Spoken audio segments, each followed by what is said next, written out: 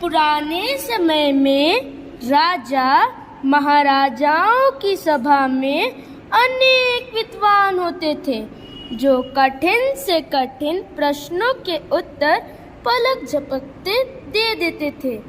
आज हम आपके सामने एक ऐसे ही मनोरंजक नाटक प्रस्तुत करने जा रहे हैं जिसमें राजा की सभा में पूछे गए प्रश्नों के उत्तर विद्वानों ने नहीं, किसी और ने दिए।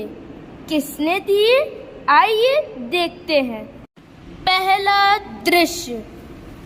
राजसभा में सभी सभासद और राजा अपने अपने आसन पर विराजमान है। द्वारपाल प्रवेश करता है। महाराज की जय हो। महाराज, दूसरे राज्य से 3 अतिथि आए हैं और आपसे मिलने का आग्रह कर रहे हैं। क्या उन्हें सभा में आने की अनुमति है? हाँ, उन्हें सभा में आने की अनुमति है। उन्हें आदर के साथ सभा में लाया जाए। महाराज की जय हो। महाराज, हम आपके पड़ोसी राज्य से आए हैं। हमने आपकी राजसभा के विद्वानों की खूब प्रशंसा सुनी है। आपके राज पंडित स्वयं बहुत बुद्धिमान, ज्ञानी और विद्वान व्यक्ति हैं। अगर आपके राजसभा के विद्वान अगर ज्ञानी हैं तो हमारे प्रश्नों के उत्तर दें और यह साबित करें कि आपके राजसभा के विद्वान सच में ज्ञानी हैं। हाँ, अवश्य अवश्य। आपका हमारे सभा में स्वागत है। आप सभा में उपस्थित लोगों से प्रश्न पूछ सकते हैं। निश्चित ही हमारे राज्यसभा के विद्वान ज्ञानी और विद्वान व्यक्ति हैं। राज पंडित जी, क्या आप इनके प्रश्नों के उत्तर देने के लिए तैयार हैं? जी महाराज, हम किसी भी प्रश्नों के उत्तर देने के लिए तैयार हैं। हम आपके चुनौती के लिए तैयार हैं। आप लोग अपने प्रश्न पूछिए।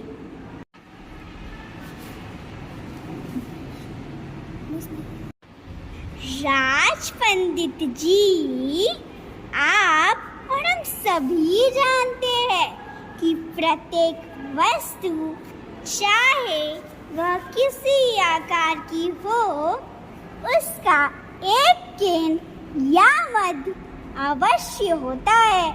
तो अब आप बताइए कि हमारी पृथ्वी का केंद्र या मध्य कहाँ है? सोचिए सोचिए, बताइए बताइए। राज पंडित असमंजस में पड़ जाते हैं और एक दूसरे का मुंह देखने लगते हैं। अब मेरे प्रश्न की बारी है। मेरा प्रश्न है कि आसमान में कितने तारे हैं? राज पंडित इधर उधर देखते हैं। कुछ न समझ जाने पर अपना सिर झुका लेते हैं।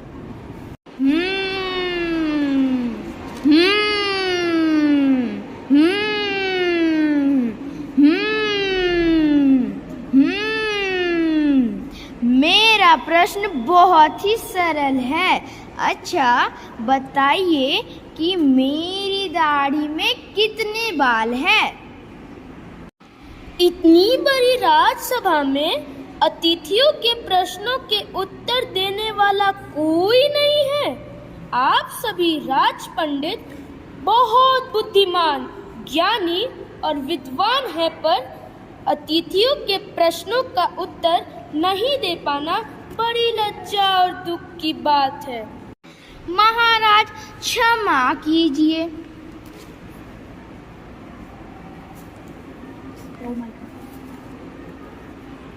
महाराज, हम अतिथियों द्वारा पूछे गए प्रश्नों के उत्तर अवश्य देंगे। कृपया आप हमें कुछ समय दीजिए। कल इसी सभा में इनके प्रश्नों का उत्तर अवश्य दिया जाएगा। समय? ठीक है, आपको 1 दिन का समय दिया जाता है। कल आप इनके प्रश्नों का उत्तर दीजिएगा। राजा राजपंडितों को 1 दिन का समय देते हैं और यह कहकर पहला दृश्य समाप्त हो जाता है।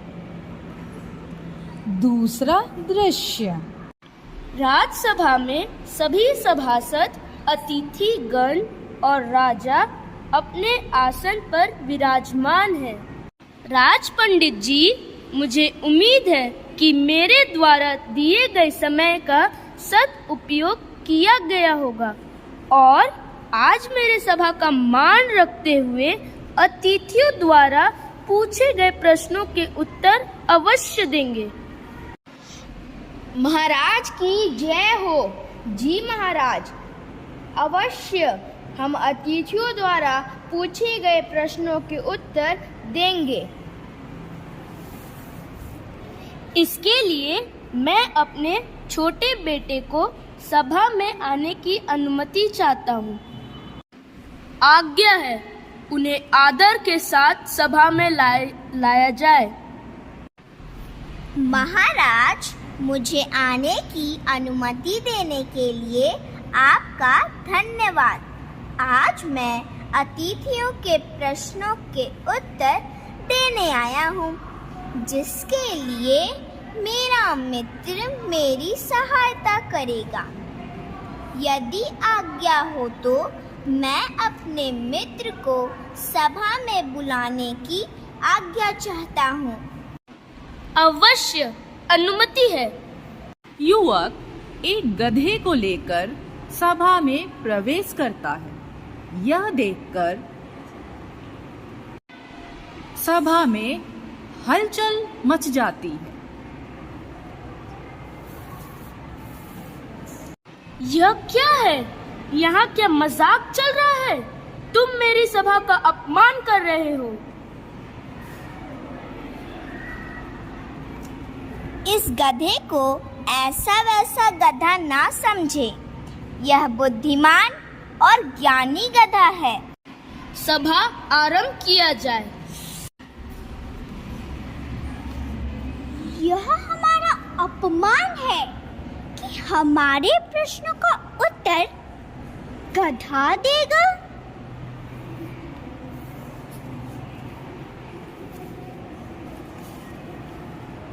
अगर आप हमारे प्रश्नों का उत्तर नहीं दे पा रहे हैं तो अपनी हार स्वीकार करें। आप लोगों से आग्रह है कि कृपया हमें एक अवसर दें। हम आपको निराश नहीं करेंगे। अतिथिगण, आप अपना प्रश्न पूछिए।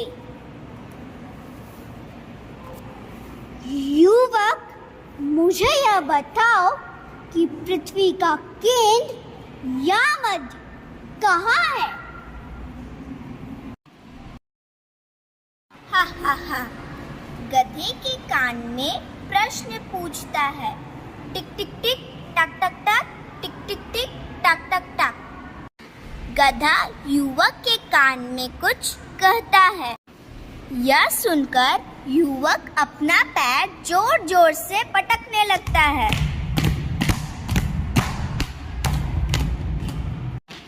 महाराज, मेरा गधा कह रहा है कि जहाँ मैंने पैर पटका है वही पृथ्वी का केंद्र है।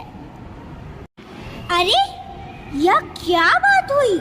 आप कैसे कह सकते हैं कि पृथ्वी का केंद्र या मध्य यहाँ पर है? देखिए अतिथिगण, यदि आपके मन में कोई भी संदेह हो तो पृथ्वी को खुद नाप कर देख लीजिए।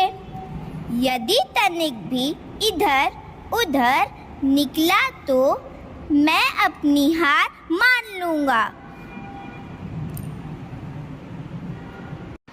मेरा प्रश्न है, आसमान में कितने तारे हैं? युवक अपने गधे की पीठ सहलाता है और कुछ सोचने लगता है। महाराज, मेरा गधा कह रहा है कि इसकी गर्दन पर जितने बाल हैं, उतने ही तारे आसमान में हैं। यह आप कैसे कह सकते हैं? आपका दिमाग खराब है क्या? बालों को कैसे गिना जा सकता है? तो आप ही बताइए, आसमान के तारे कैसे गिने जा सकते हैं?